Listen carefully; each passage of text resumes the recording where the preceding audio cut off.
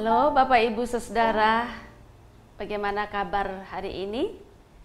Kiranya kita semua tetap setia kepada Tuhan ya Bapak Ibu. Mari kita berdoa sebelum kita membaca dan merenungkan firman Tuhan. Tuhan, Engkaulah Tuhan kami yang telah mengajarkan kepada kami hal-hal benar dan hal-hal baik. Dan Engkau menginginkan agar kami juga mau melakukan hal-hal benar dan hal-hal baik itu. Kami ingin Tuhan menolong kami di dalam membaca dan merenungkan firman-Mu. Terima kasih, dalam nama Tuhan Yesus kami berdoa. Amin. Bapak Ibu Saudara, saya mengajak kita untuk membaca dari kitab 2 Petrus pasal 2 ayat 7 sampai ayat 9. Tetapi ia menyelamatkan Lot, orang yang benar, yang terus-menerus menderita oleh cara hidup orang-orang yang tak mengenal hukum dan yang hanya mengikuti hawa nafsu mereka saja. Sebab orang benar ini tinggal di tengah-tengah mereka dan setiap hari melihat dan mendengar perbuatan-perbuatan mereka yang jahat itu, sehingga jiwanya yang benar itu tersiksa. Maka nyata bahwa Tuhan tahu menyelamatkan orang-orang saleh dari pencobaan dan tahu menyimpan orang-orang jahat untuk disiksa pada hari penghakiman.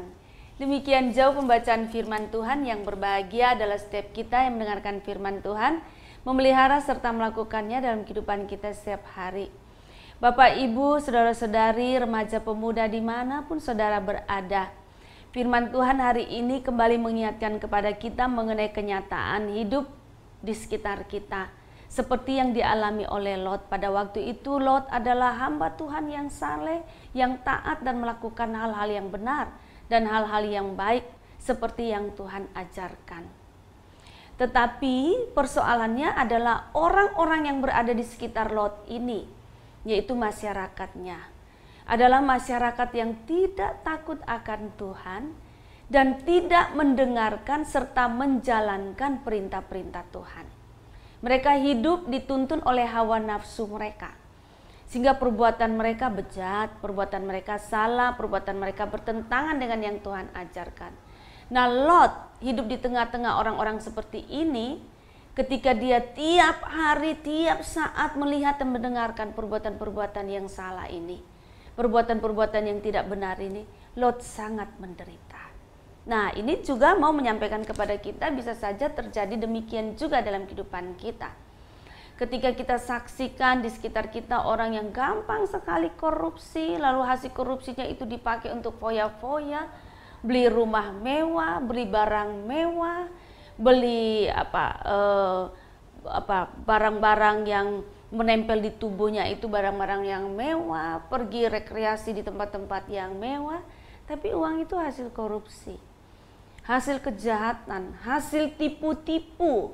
Ya, kita tahu itu, kita rasanya mungkin seperti itu rasanya Lot ya Bapak Ibu Saudara. Kita lihat orang fitnah sini, fitnah sana ya, cerita diputar balik. Rasanya ini menderita banget gitu. Nah, seperti itulah Bapak Ibu Saudara yang dirasakan oleh Lot. Barangkali kita juga ada yang merasakan seperti itu. Kita tahu benar bahwa itu perbuatan salah, perbuatan tidak benar, dan orang-orang tersebut terus melakukannya. Apakah kita menjadi putus asa melihat orang-orang yang hidup seenaknya yang berada di sekitar kita gitu? Dan bisa terjadi loh, perbuatan mereka itu merugikan kita gitu. Tetapi firman Tuhan mengatakan bahwa Tuhan menyelamatkan Lot, orang benar itu, yang menderita di tengah-tengah orang-orang yang tidak benar. Artinya bahwa Tuhan tidak pernah tutup mata. Tuhan tahu, Tuhan lihat semua, dan Tuhan akan bertindak pada waktunya untuk menolong orang-orang benar. Maka kita harus setia, jangan putus asa, terus-menerus untuk hidup benar.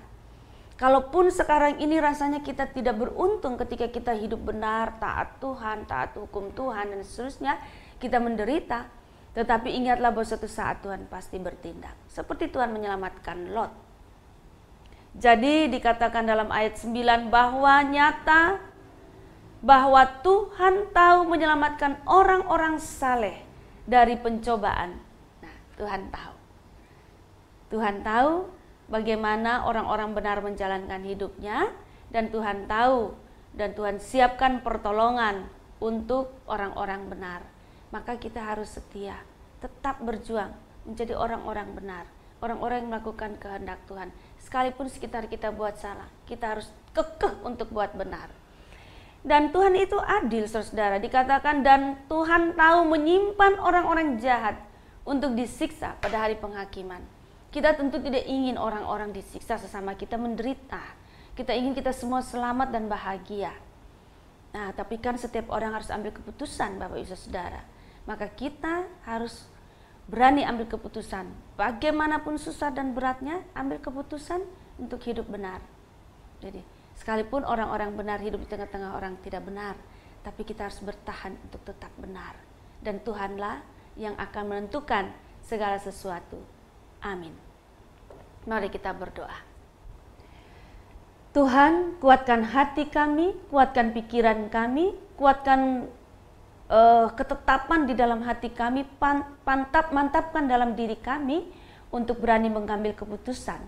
Bagaimanapun tawaran dunia ini yang menggiurkan bagi kami untuk kami meninggalkan jalan kebenaran, jalan-jalan Tuhan, hukum-hukum Tuhan.